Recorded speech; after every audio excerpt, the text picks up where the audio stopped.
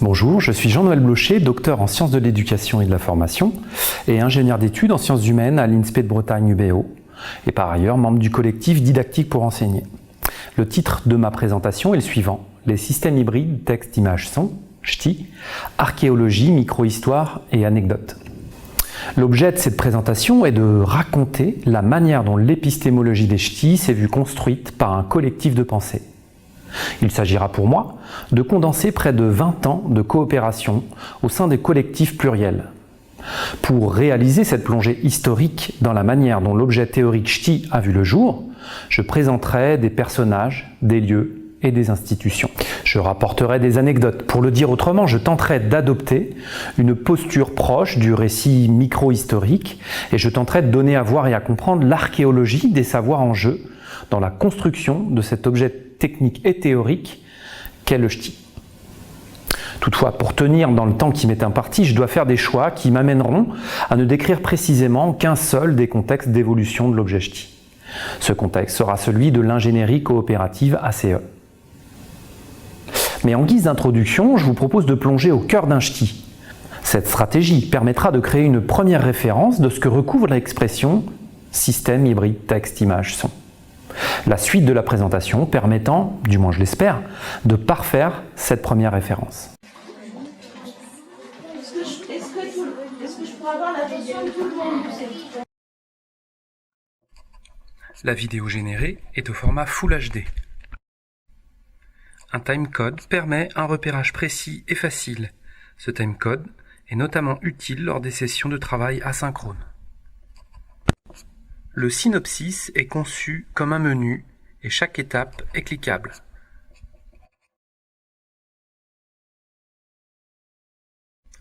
Un certain nombre d'effets permet de focaliser l'attention et de fournir plus d'indices et de clés de lecture que ne l'aurait permis la vidéo brute.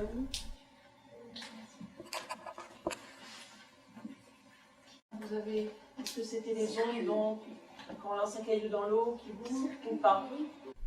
L'accès aux ressources, au moment où celles-ci sont mobilisées par le professeur, nous paraît être un des atouts majeurs du système.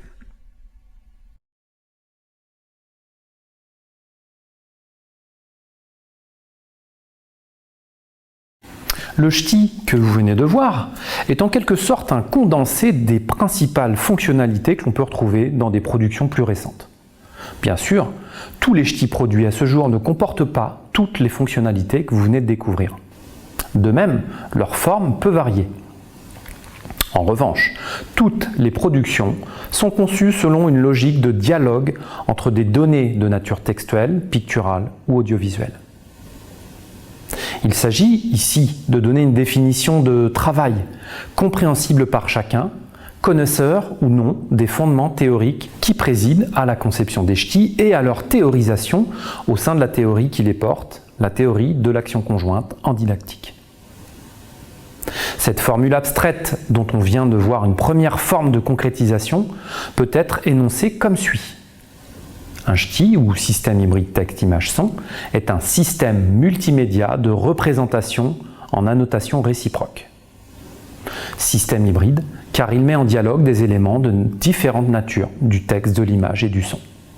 De représentation, en tant qu'il donne à voir et à comprendre une situation donnée en se fondant sur la fixation de cette situation au moyen d'un film. En annotation réciproque, enfin, car les éléments qui le constituent se spécifient et se renseignent mutuellement. Une seconde formule abstraite peut être donnée au moyen de la figure ci-dessous. On y voit le film d'étude en place centrale et un ensemble de satellites et de fonctionnalités qui gravitent autour. Cette nouvelle figure donne à voir la matrice des relations qui unissent les institutions et les personnages principaux qui ont pesé d'une manière ou d'une autre dans la micro-histoire des ch'tis.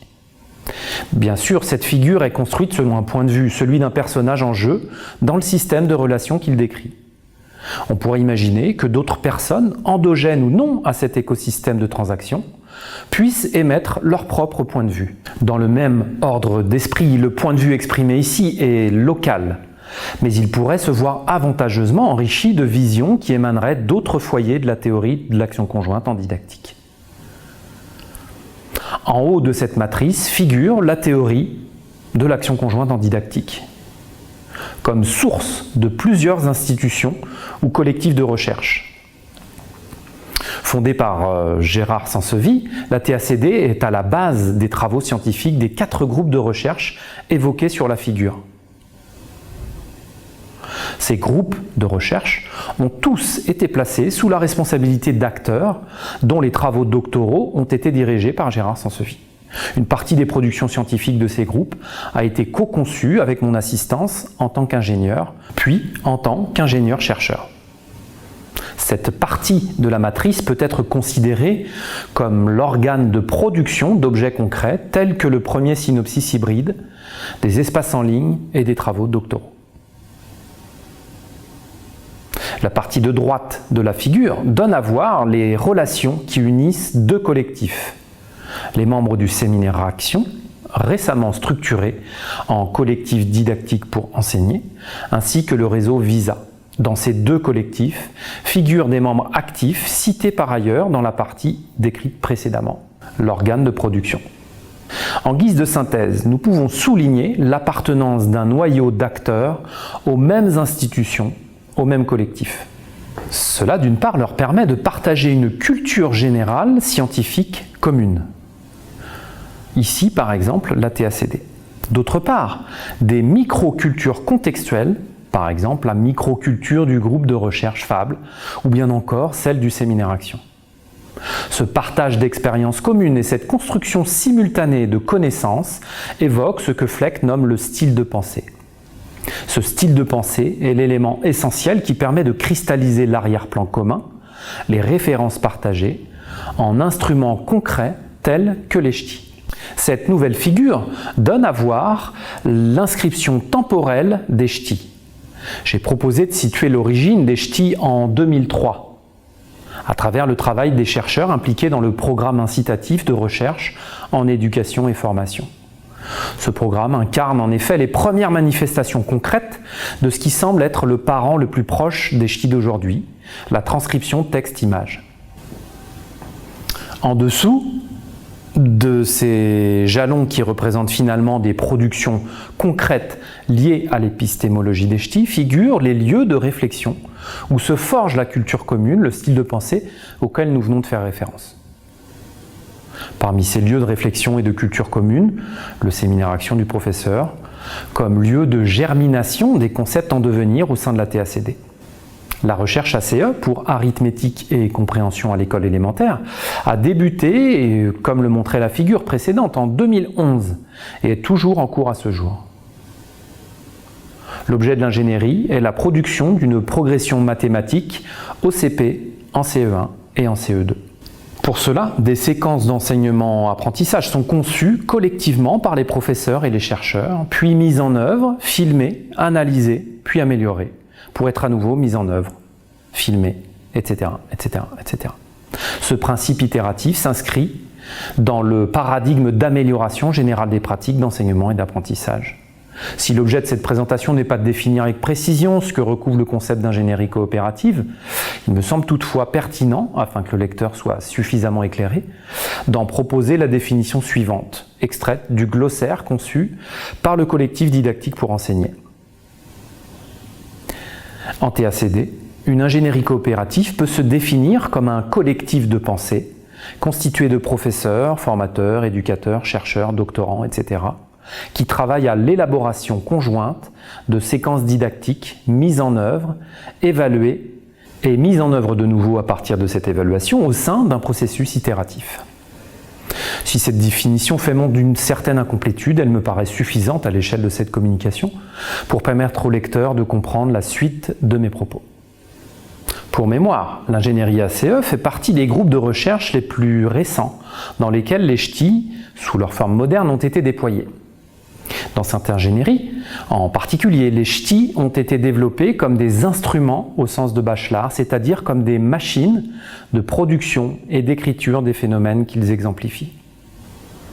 Par là, à mesure où les ch'tis donnent à voir les phénomènes qu'ils étudient, phénoménographie, ils en produisent de nouveaux, phénoménotechniques, et permettent un renouvellement de la théorie qui les porte.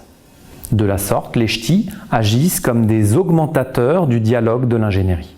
En permettant de mieux comprendre les phénomènes en jeu dans les situations recueillies, les ch'tis renouvellent la vision que les membres de l'ingénierie ont de la séquence déployée. Un cycle itératif peut alors voir le jour, tel qu'illustre la figure ci-contre, extraite de la thèse que j'ai soutenue en novembre 2018 sous la direction de Gérard Sansevy et Dominique Forest. D'abord constituée de ch'tis co-conçus au sein de l'ingénierie avec moi-même, la classe ACE s'est vue récemment augmentée de systèmes multimédia intégralement réalisés par les professeurs du collectif. On assiste à une forme de naturalisation de l'usage et de la production des ch'tis par tout membre de l'ingénierie dans l'objectif de documenter la pratique. Dans le même temps, les ch'tis poursuivent le même destin au sein du séminaire action du professeur. De la sorte, la micro-histoire des ch'tis se voit animée par de nouveaux personnages et dans de nouveaux lieux. Merci.